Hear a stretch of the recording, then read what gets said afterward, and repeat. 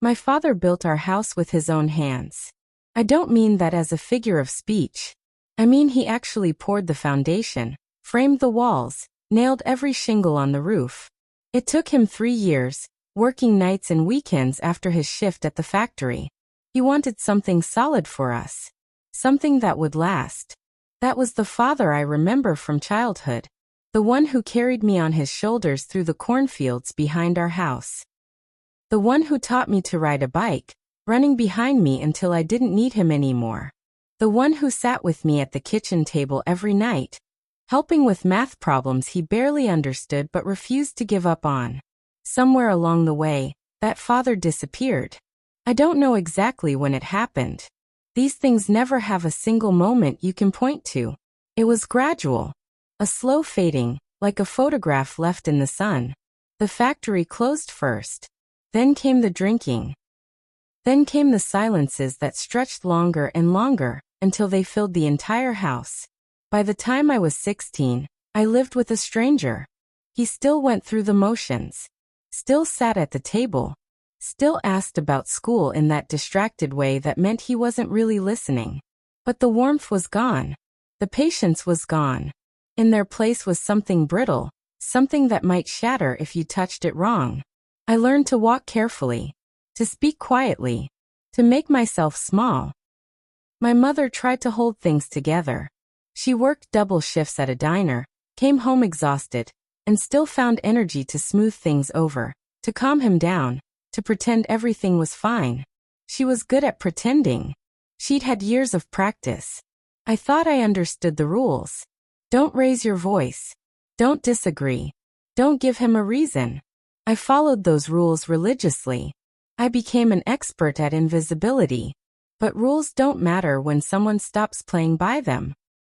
It happened on a Tuesday. I remember that because Tuesdays were my mother's long shifts. She wouldn't be home until midnight. It was just me and him in the house that had once felt like a refuge and now felt like a cage. I don't even remember what started it.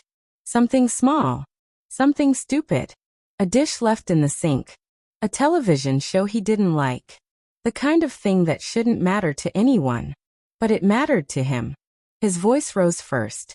Then his hands. Then everything else. I won't describe what happened next. Some things are too heavy for words. But I'll say this. When it was over, I was on the floor, and my hand was under his boot. He was standing there, looking down at me, breathing hard, and for one frozen moment I saw something in his eyes that I'd never seen before. Fear. Not fear of me. Fear of himself. Fear of what he'd just done. Then it passed, and he walked away. Out the door. Into the night. Leaving me there on the floor with my hand throbbing and my mind spinning and my whole world cracking open. I lay there for a long time. Minutes. Hours. I don't know. Eventually I pulled myself up and went to the bathroom and looked in the mirror. The face looking back at me was mine, but it didn't feel like mine anymore. Something had shifted. Something had broken. I couldn't stay in that house. Not another minute. I grabbed my phone, my keys, and drove. I didn't know where I was going. I just knew I had to move. I ended up in a parking lot outside a 24-hour diner.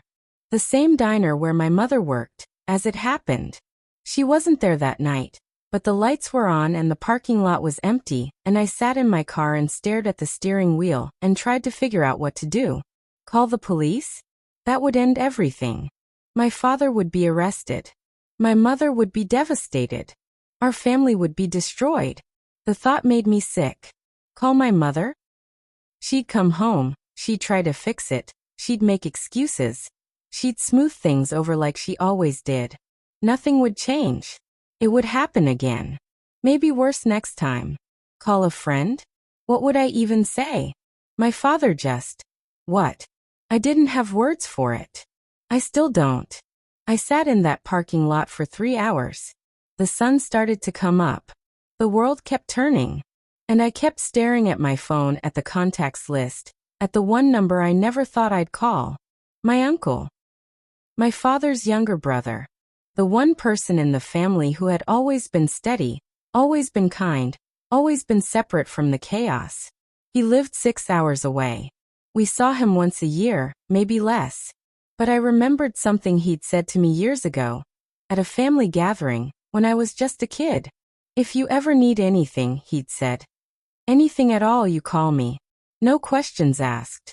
You understand? I'd nodded and forgotten about it. Kids forget things like that. But now, in that parking lot, with the sun rising and my hands still throbbing, I remembered. I scrolled to his number. I stared at it. I never thought I'd make this call. But after what happened that night, I had no choice. I pressed dial. He answered on the second ring. Hello. His voice was rough with sleep, but alert. The kind of alert that comes from years of being ready for anything. I couldn't speak. The words were stuck somewhere in my chest, tangled up with everything else. Hello. He said again. Then softer. Who is this? It's me. My voice cracked. It's your niece. A pause. Then, what's wrong? How do you answer that? What's wrong?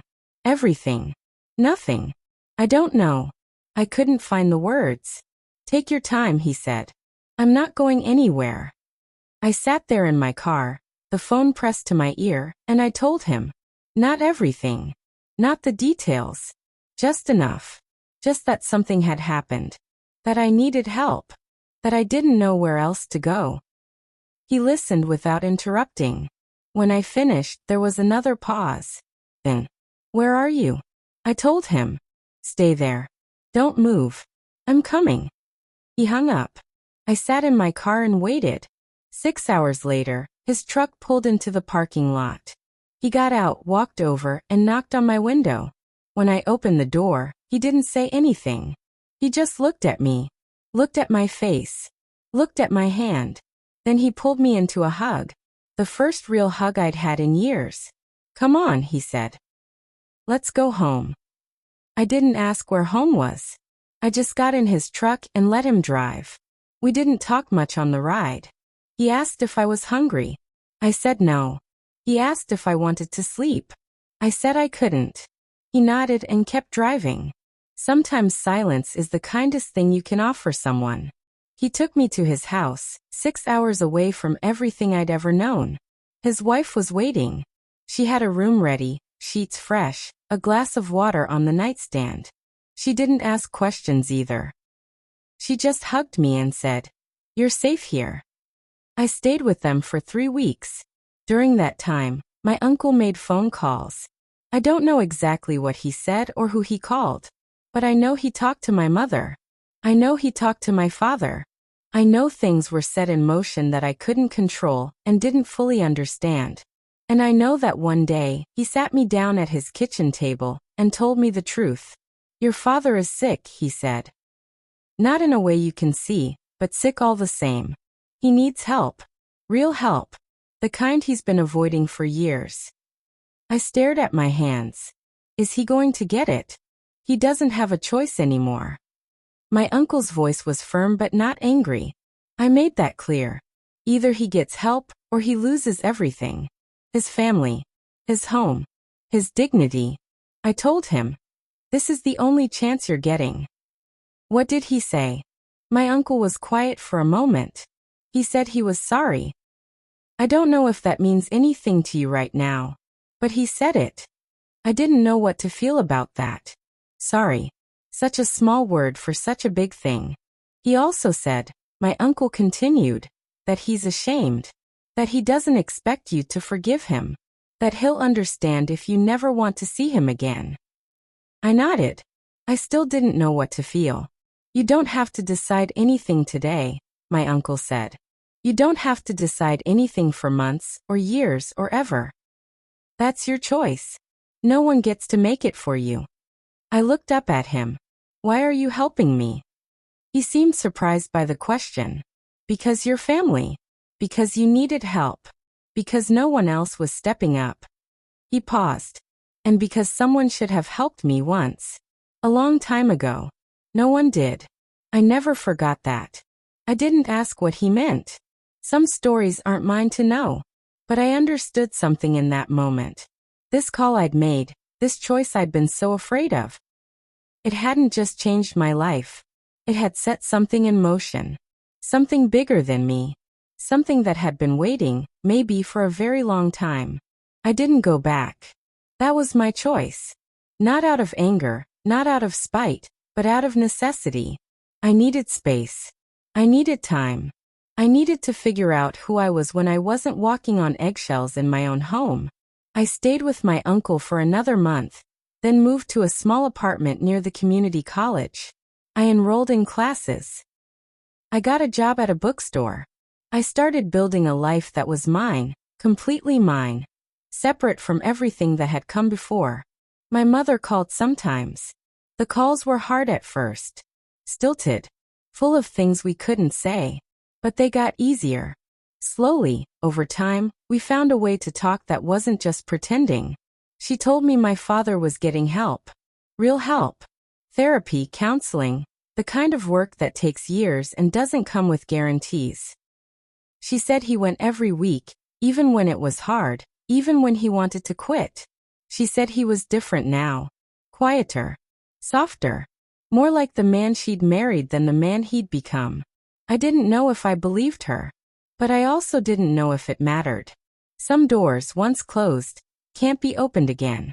Not because you don't want to, but because walking through them would take you back to a place you can never return to. Years passed. I finished community college. Transferred to a university. Graduated with honors. Got a job, then a better job, then a career. Made friends. Built relationships. Lived a life that looked, from the outside, completely normal. And on the inside, too, mostly. The scars were there, but scars don't have to hurt. Sometimes they're just reminders. Proof that you survived something that could have destroyed you. My uncle called me on my 25th birthday. We talked for an hour, about nothing and everything. At the end of the call, he said something I've never forgotten. You know, he said, that call you made, the one you were so afraid of, it didn't just save you. It saved your father too. I didn't know how to respond to that. He'd be dead by now if things had kept going the way they were, my uncle continued. Or in prison. Or alone. That call forced him to face what he'd become. Gave him a chance to change. He took it. Not everyone does. I thought about that for a long time after we hung up. I never called to save my father. I called to save myself. But maybe in saving myself I gave him something too. A mirror. A choice. A chance he wouldn't have had otherwise. I don't know if we'll ever see each other again. Maybe someday. Maybe not. Some things can't be undone, and some relationships can't be rebuilt. That's not failure. That's just reality. But I know this. I'm not the person who lay on that floor anymore. I'm not invisible. I'm not small. I'm not afraid. I'm someone who made a call when it mattered most. Someone who chose herself when choosing herself was the hardest thing in the world. And that's enough. That's more than enough. Last week, I got a letter. Handwritten in shaky script, postmarked from the town where I grew up. I recognized the handwriting immediately. I didn't open it for 3 days. I carried it in my bag, took it to work, brought it home, stared at it while I ate dinner. On the 4th day, I sat down at my kitchen table and opened it. Dear one, I'm not writing to ask for anything. I'm not writing to explain or excuse or expect. I'm writing because I need you to know something I should have said a long time ago. You were never the problem. I was. I was broken in ways I didn't understand and couldn't control. And you were the one who paid for it. That's not something I can ever make right. I know that. But I want you to know, I'm proud of you. I've always been proud of you. Even when I couldn't show it. Even when I was too lost to see anything clearly. I watched from a distance as you built a life. A good life. A life that had nothing to do with me. And I thought, she did that. She did that herself. Without me. Despite me. I don't expect a reply. I don't deserve one. I just wanted you to know. Be well. Be happy. That's all I've ever wanted for you. Even if I didn't know how to say it. Dad. I read it 3 times. Then I folded it carefully and put it in a drawer with other things I keep but don't look at often. I haven't replied. I don't know if I ever will. But I kept the letter. Some things are worth keeping. And some calls, the ones you never thought you'd make, turn out to be the most important ones of all. I never thought I'd make that call. But after what happened that night, I had no choice. And I've never regretted it. Not once. Not for a single second.